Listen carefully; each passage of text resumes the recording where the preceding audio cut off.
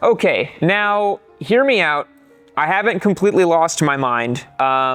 Yes, this is another Ninja 400. I am not some Ninja 400 obsessed simp, although I've bought, I think, 5 of them at this point total in my life. But this bike, this blue and orange Ninja 400, which I've actually never seen this paint scheme before, is our new beginner bike giveaway sweepstakes. You guys saw our green Ninja 400 that we gave away. We did a 3-day giveaway on it. That was a lot of fun, but I couldn't leave you guys hanging because you guys were so stoked on the Ninja 400 because this is a really cool bike. I was like, I'm gonna get another one and we're gonna replace our KTM RC390 for this machine. So you guys know the deal. Head over to yamanoob.co. We're doing max entries for the next 7 days to win this bike for the month. So that means that if you buy anything on the store in the next 7 days, you're going to get max entries to win this machine for the month. I also recommend you head over to the store, become a member. You get 10% off on everything, automatically rack up your entries, you get access to our Discord server, and the Yamcast may be coming back. So you guys are gonna wanna make sure you stay tuned for that. You get involved in our community. It's a ton of fun, but yeah, I had to do it, man. I had to get another Ninja 400. This thing is super cool. Again, I've never seen another one in blue like this, but you may be asking yourself, Yam, why?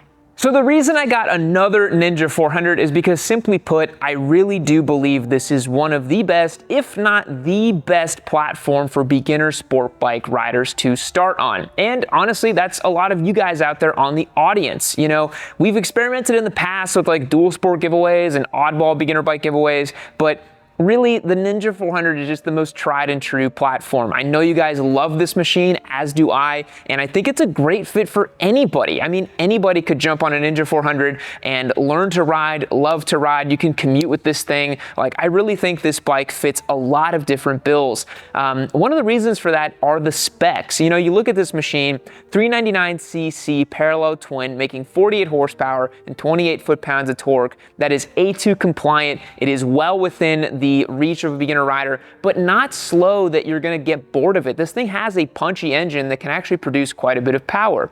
As you guys know, I actually race a Ninja 400 in CMRA Endurance, and I think the bike is a fantastic fit for a lot of people. Again, you could get into it, you could start it, you could race it, you could track it, you could commute with it, you could just keep this bike for a long time. So I really hope whoever wins this motorcycle will get to use it for whatever purposes they need, whether they want to be a commuter with it, turn it into a track day toy, or anything like that. I think this bike really fits the bill. The two primary reasons I think this bike makes a great all-rounder is the combination of ergonomics and seat height on this thing. With the low and approachable seat height of about 30.5 inches, nearly anyone can swing a leg over this machine and feel very confident in flat-footing it. Also, the ergonomics package is very easy to get along with. It's very neutral seating. I'll actually swing a leg over right now to show you guys.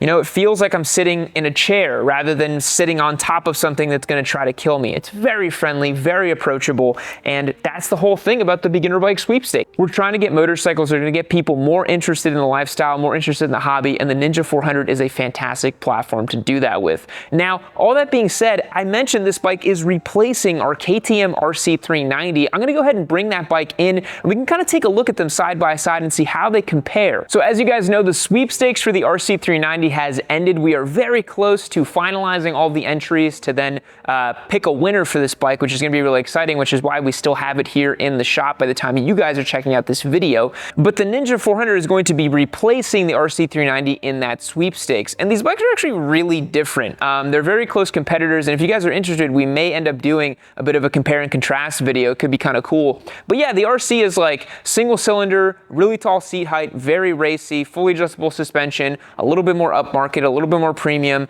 kind of zany looking Austrian little race bike thing, whereas the Ninja 400 is much more like tried and true type of format over here. I think that for the vast majority of people, the Ninja 400 makes a lot more sense than the KTM RC390, and some people might also say, well, yeah, you can't go wrong with bulletproof Japanese reliability, and I tend to agree. The Ninja 400 is going to literally run turnkey perfectly every single time, give you literally no headaches at all. Again, I have lots of experience with these bikes, and they tend to run very, very well. Whereas the RC390 is, you know, it can cause some issues. You might run into some weirdness. It is an Austrian product, a KTM product, and specifically the RC390, though they have made many strides since 2017 to improve things like head gasket reliability and some other farkles and weirdnesses that this bike had.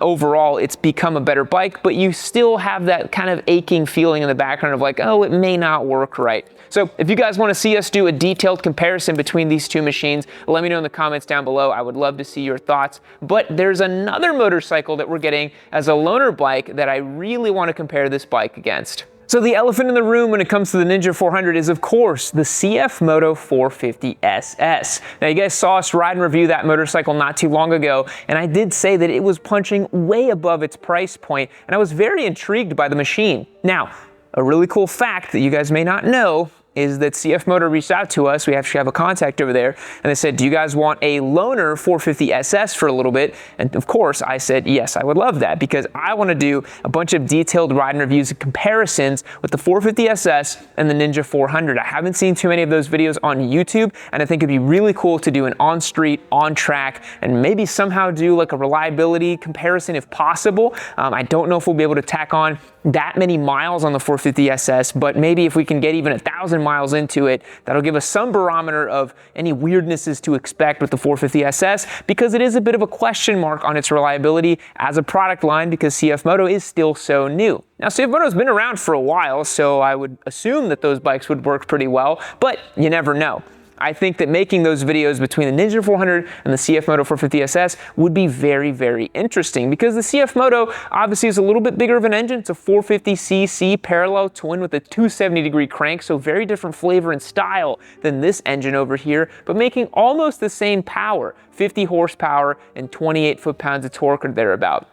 And the reason being is the CF Moto actually only makes its peak power at about 9,500 RPM, whereas the Ninja 400 pulls all the way to about 12,000 RPM. So this engine actually revs out a little bit harder and a little bit faster. So I would love to do those kind of videos. And again, we're gonna have this bike for a pretty good amount of time. So if there's any other bikes you wanna see us compare this thing against, you let me know down below in the comments. But there's actually one more comparison that I wanna make with this bike. So the other really big comparison and contrasting we wanna do with the Ninja 400 is, of course, to the ZX4 and our personal race bike as well. Now, the reason I want to do that is because a lot of you in the comments let me know that our comparison for the ZX4 versus Ninja 400 on track was unfair because we had a fully built race bike, even though our race bike just has plastics and suspension. That's pretty much it. So now we have a bone stock Ninja 400. So we have to take it back on track. We might end up putting some better rubber on it to do that because I don't really love the GPR 300s. And we're going to take it on track, compare it against the ZX4, and see the lap time differentials between a bone stock Ninja 400 and a stock ZX4, both having better equipped tires. I think a lot of you out there told me that it wasn't fair, so I want to redo the testing. I also really want to do like a full day in the saddle of the Ninja 400 and the ZX4 back to back. We actually have a fun new guest that's going to be joining us here on the channel, possibly long term. I'll tell you more about that later on in other episodes, but I think it would be pretty cool if we were to do the Ninja 400 and the ZX4 long-term testing, kind of a full day in the saddle. That could be kind of neat. And yeah, I think those comparisons would be pretty cool. But we can't really do all of those comparisons without upgrading this machine a little bit. There's a lot of stuff I want to do to this bike that I think it really deserves it. Let me talk you through that. So moving from the front to the back on this machine of kind of things I would do if it were my personal motorcycle and I'm trying to build like a street and track capable Ninja 400, first thing I would do is get a different set of tires. This bike comes equipped from the factory with the Dunlop GPR 300 tires. It's a very mid-spec to middle-low spec tire. It doesn't have a very sharp V-shaped profile to it, so it doesn't roll over on the side very easily. I would like to put some Bridgestone S22s. I think that would work really, really well for this platform. The other change I would make is this bike has ABS, which is really great, and I'd like to retain that. Now, if I were building an out-and-out race or track bike, I would just buy a Ninja 400 that did not have ABS and had the lines direct from the master cylinder to the calipers. But because we actually have ABS on this machine, and I want to retain ABS on it, I maybe would swap in stainless steel lines, different fluids, and a better pad to give us a little bit better stopping power and a little bit better feel from the lever. Obviously, this machine's never going to have, amazing stopping power and feel through the lever because of those ABS lines. It's going from here to the master cylinder, back to a module, all the way back to caliper. That fluid's just moving a really, really long distance. So those are the kind of things I would do as a street track Ninja 400 to keep this a little bit better. If you wanted to take this all the way, personally, I would do a Brembo RCS 15 and a direct line all the way to the caliper here and swap in a proper rotor. I think that would be a pretty cool thing on this machine. Now, moving a little bit further back here, I think all the controls are fine on this bike. I wouldn't change anything. I like the feel of the clip-ons up here. They're very comfortable, very easy to get along with. For a, again, street track bike, wouldn't really see the need to do that. One thing I may do on this machine is swap out these mirrors for maybe bar end mirrors and kind of clean it up a little bit. That could look pretty cool. Get some block-off plates up there. A different windshield could look a lot better too. One of the biggest things I want to do to this machine is get it some tank grips. That's going to provide you a lot of grip and leverage as you ride the machine in the twisties, and especially on track 2. Get a set of tech specs on there. That's going to clean it up just great. In terms of suspension, you can go as far as your heart desires, but again, I think for the type of person this is going to go to, I think we're going to leave the suspension stock as is, although my heart really is pining for me to take this to Keith Hertel, my suspension guy, and just get this thing fully kitted out with the same suspension we did on a race bike.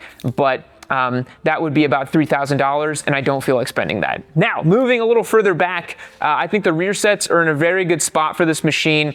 You could swap in some adjustable rear sets, get this a little higher, a little lower, whatever your heart desires. I may pop off these feelers because I guarantee you we're going to scrape these on track, and I'm going to forget that it has feelers and think that I'm scraping actual pegs. So I might just go ahead and wrench these off, and I might get these reflectors off as well. I've never liked the reflectors on motorcycles. One of the easiest things we're going to do to this machine is get a new slip-on exhaust for it. The coolest thing about the Ninja 400, if you notice, it's got this giant muffler back here, and a lot of the sound dampening and catalytic converting is being done back here. There is a small cat here from the header, but you get a lot of the sound and bark if you just swap off the slip-on on this. And you can probably run it without a tune, although we might flash the ECU on this just to get it to perform a little bit better. Gearing, I think, is perfect on this bike from the factory for the street. If you're track day riding, you can always make gearing adjustments based on the track you're going to, but I really do think, I just rode a stock Ninja 400 the other day, the green one that you guys saw me do the first ride on, and this is exactly the same. And so I really enjoy the gearing on that machine. The final bit that I would do here is maybe do a tail tidy with an integrated turn indicator. I think that would make this machine look really, really cool. We just get rid of this, maybe just put the license plate right there, and then just get a little, maybe a TST Industries fully integrated turn indicator, and light back here would look pretty cool. So those are kind of the things that I would do to this machine. I think if we did all of that, this would be a pretty spec'd little Ninja 400. But with all that being said, let me wrap up this video.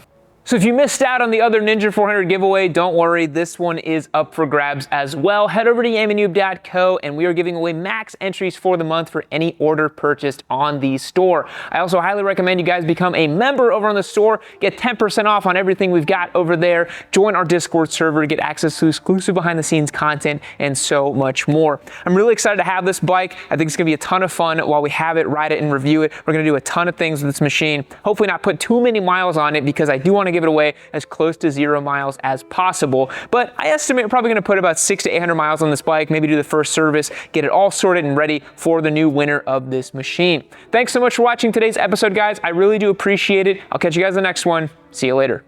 Now, just when you thought it couldn't get crazier, we got here skateboarding Yosemite Yam. Best thing you're going to want to do, click on the video, watch Yammy Noob. Now, I can't promise you there's going to be any more skateboarding in that video, because that's one of them Gen Z TikToker things to do. But your old Yosemite Yam here, he's been known to do it from time to time. Click the video. Do it.